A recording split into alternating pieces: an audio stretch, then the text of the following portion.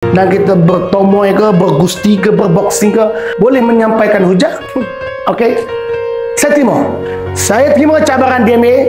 Dan kalau ada Abah inspirasi,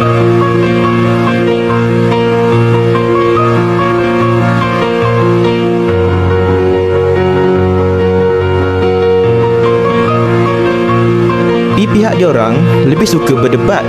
Bagi aku boleh dua-dua. Aku boleh bantai diorang dalam debat ataupun secara fizikal, sebab aku gifted dalam dua alam. politik adalah perbezaan pandangan dan disertakan dengan hujah. Adapun politik-politik yang bawa kepada keganasan, politik budaya samsing, politik ajak bertumbuh, ini ada. Tapi itulah kesalahan dalam politik. Normalisasi hari ini saya tengok ada di kalangan pimpinan PAS, ustaz PAS mula menyokong tindakan ini. DMA, saya tak salahkan anda kerana anda masih baru dalam dunia perbezaan pandangan dalam politik. Dan terkini saya tengok ada juga campur tangan daripada Abah inspirasi, ada juga gambar Sri Walter, ada juga gambar Yusuf.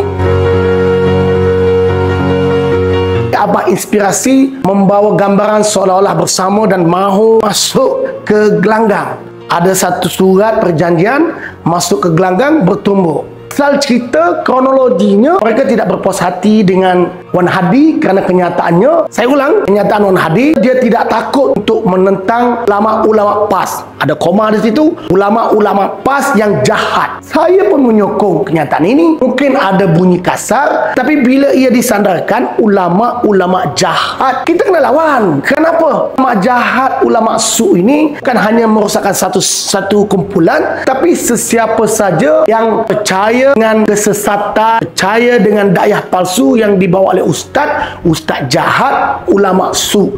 Saya menyokong dengan kenyataan Wan Hadi. Tapi nampaknya perbezaan pandangan ini diurus dengan tidak baik, dan para penyokong juga bersama dengan para pendukung, para parti seolah-olah menormalisasi perbezaan pandangan ajak bertumbuk di atas gelanggang. Budaya baru. Sono kita tengok dalam Facebook, mereka tunjukkan, pamerkan kekuatan, boleh tumbuk, boleh sepak pakai baju apa?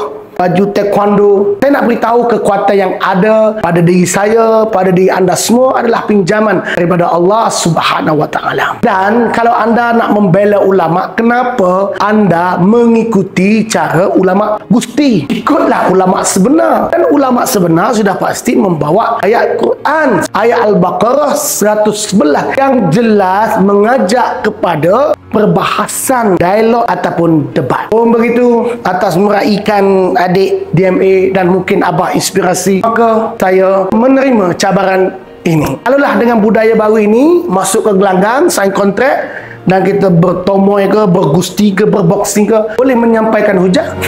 Okey, saya terima cabaran DMA. Dan kalau ada Abah inspirasi, saya bersedia berdepan dengan kamu dan saya bersedia untuk sign kontrak. Begitu, kalau saya bersedia masuk ke dunia politik baru kamu itu, saya masih nak kekalkan politik lama, politik rasional, politik berhujah. Mana kata DMA, dia boleh dua-dua sekali, saya pun boleh dua-dua sekali. Dan saya kira, katakanlah itu bukan ukuran saya, tapi saya mau mendedahkan, membongkarkan kesilapan pemikiran ta'assub yang kononnya ulama ini tidak boleh dikritik. Saya ingin datangkan hujah saya. Saya bersedia.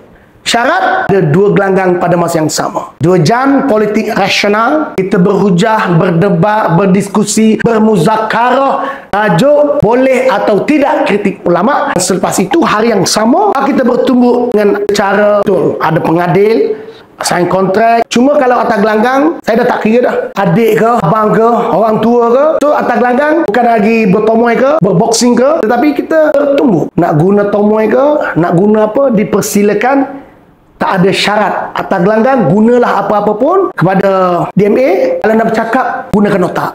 So, buktikan DMA, kamu ada otak, kamu cakap, kamu boleh dua-dua sekali, kamu duk cabar tu. Okey, dah ada seorang tahun cabaran. Kita masuk gelanggang yang kamu minta, gelanggang bertumbuk. Dan kamu juga masuk gelanggang yang saya minta, politik rasional. Kita berdebat, berhujah, bermuzakarah, berdialog selama 2 jam. Lepas itu, bertumbuk kita masuk gelanggang yang kamu minta. Tetapi semua itu berlaku dalam keadaan adik abang sesama Islam, bukan secara dendam, secara rasional. Ya, saya pun nak memuaskan kehendak kamu dan kamu pun perlu memenuhi apa yang saya mohon. DMA, tahulah cabaran saya ini secara damai, secara orang yang rasional.